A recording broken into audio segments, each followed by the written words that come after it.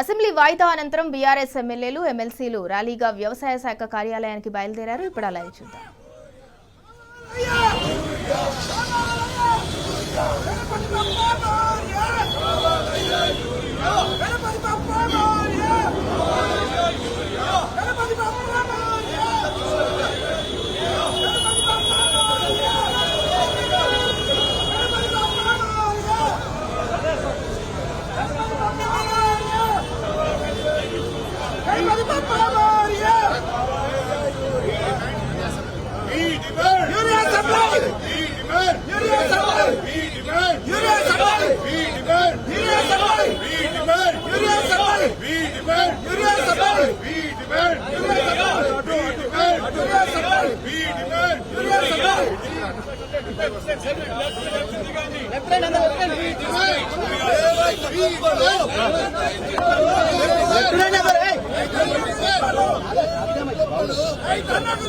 Side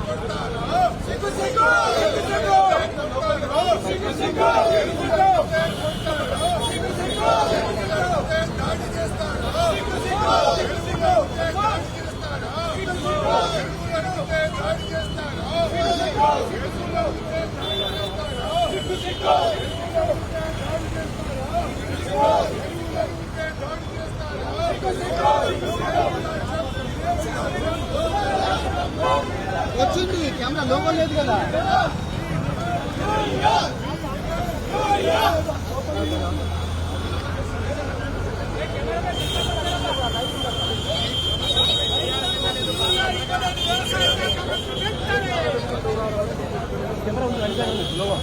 మనవాళ్ళు పట్టుకున్నారు గణపార్క్ లో కూర్చున్నారు. పోయి ఎవరు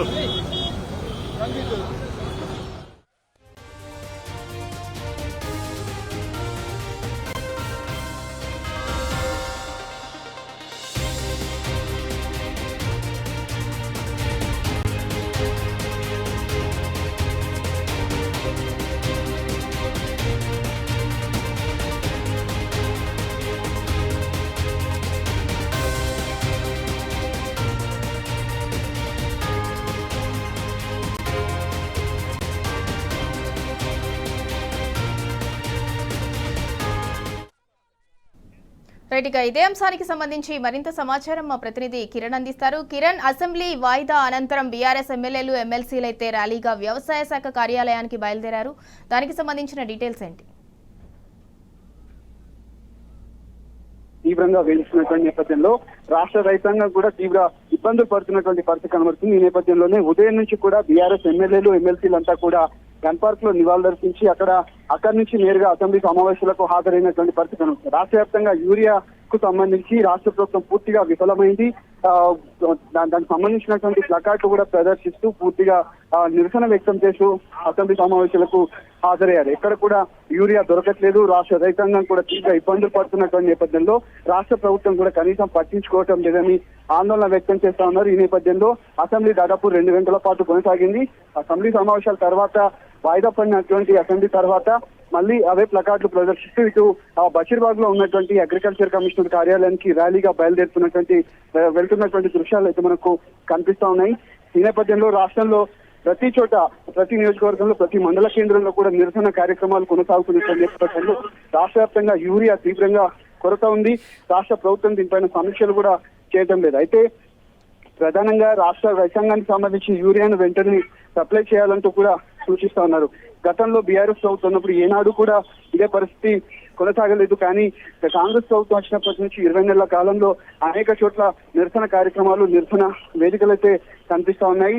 ప్రధానంగా ఆనాటి రోజులంటూ కూడా చెప్పి వచ్చినటువంటి కాంగ్రెస్ ప్రభుత్వం పూర్తిగా ఒకవైపు ఆధార్ కార్డులు కావచ్చు, రేషన్ కార్డులు కావచ్చు, చెప్పులు కావచ్చు ఇలా క్యూ లైన్లలో పెట్టి నిరసన వ్యక్తం చేసినటువంటి సందర్భాలు మనకు కనిపిస్తున్నాయి. ఒక బస్తా యూరియా కోసం రాత్రింబవళ్లు కష్టపడాల్సినటువంటి దుస్థితి ఏనాడు కూడా రాలేదు. గత 10 ఏళ్లలో ముందస్తు చర్యలు తీసుకొని నాటి ముఖ్యమంత్రి బీఆర్ఎస్ అధినేత కేసీఆర్ కూడా దీనిపైన తీసుకున్నటువంటి సందర్భాలు అయితే మనకు కనిపించాయి. కానీ ఇప్పుడున్నటువంటి ప్రభుత్వం కనీసం దీనిపైన ఏదైతే సమీక్షలు చేయడం కావచ్చు, అగ్రికల్చర్ కమిషనర్ కు సంబంధించి ఇటు వినతి పత్రం ఇస్తారా లేదా ధర్నా వెళ్తున్నటువంటి పరిస్థితి మనకు కనిపిస్తుంది. ఇటు ఎమ్మెల్యేలు ఎంపీలు అంతా ఎమ్మెల్యేలు ఎమ్మెల్సీలు కూడా ఈ కార్యక్రమంలో పాల్గొన్నారు. బీఆర్ఎస్ వర్కింగ్ ప్రెసిడెంట్ కేటీఆర్ తో పాటు మాజీ మంత్రి హరీష్ రావు తో పాటు బీఆర్ఎస్ ఎమ్మెల్యేలు ఎమ్మెల్సీలు కూడా ర్యాలీగా అగ్రికల్చర్ కమిషనర్ కార్యాలయానికి వెళ్తున్నటువంటి సందర్భం మనకు కనిపిస్తా ఉంది. ప్రధానంగా ఈ యూరియా కొరతకు సంబంధించి రాష్ట్ర ప్రభుత్వం వద్ద కనీసం స్టాక్ కూడా లేదు. ముందుగా తీసుకున్నటువంటి చర్యలు కూడా ఎక్కడ కూడా కనిపించట్లేదంటూ కూడా వాళ్ళు ఆగ్రహం వ్యక్తం చేసినటువంటి సందర్భాలు మనకు కనిపిస్తా ఉన్నాయి.